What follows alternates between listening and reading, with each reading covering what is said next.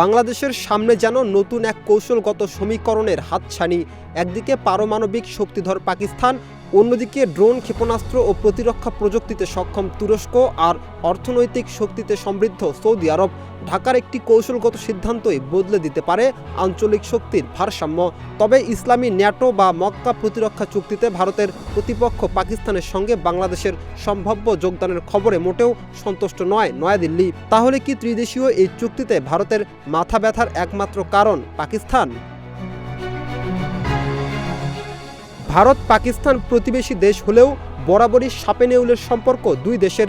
1947 থেকে সবশেষ 2025 সালের মে মাস পর্যন্ত বিভিন্ন কারণে 5 বার সংঘাতে জড়িয়েছে নয়াদিল্লি ইসলামাবাদ। তাই মক্কা প্রতিরক্ষা চুক্তি বা সামরিক সহযোগিতার এই জোটে পাকিস্তানের অংশগ্রহণই মাথা ব্যথার বড় কারণ হতে পারে নয়াদিল্লির সামনে।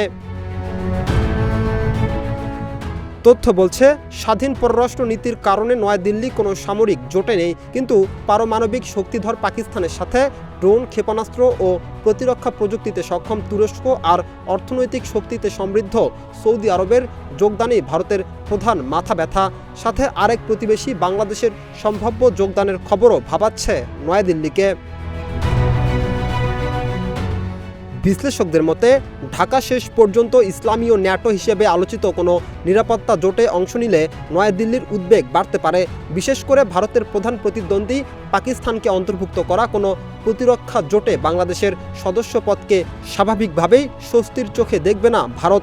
এই দেশগুলোর সঙ্গে সম্ভাব্য নতুন প্রতিরক্ষা ও কৌশলগত সম্পর্ক দক্ষিণ এশিয়ার ভূ রাজনীতিতে নতুন সমীকরণ তৈরি করতে পারে।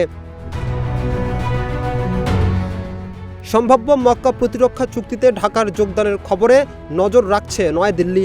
আর এই চুক্তির তাৎক্ষণিক কার্যকারিতা নিয়ে সন্দেহ প্রকাশ করে ভারতের পররাষ্ট্রমন্ত্রী এস জয়শঙ্কর সরাসরি মন্তব্য করেছেন যে ন্যাটোর আদলে তৈরি এই চুক্তি কেবলই একটি কূটনৈতিক অবস্থান এবং এর বাস্তব কোনো সামরিক গুরুত্ব এখনও দৃশ্যমান নয়। তবে সময় বলে দেবে ত্রিদেশীয় মক্কা প্রতিরক্ষা চুক্তির কার্যকারিতা। রাকিব হাসান, ইত্তেফাক নিউজ।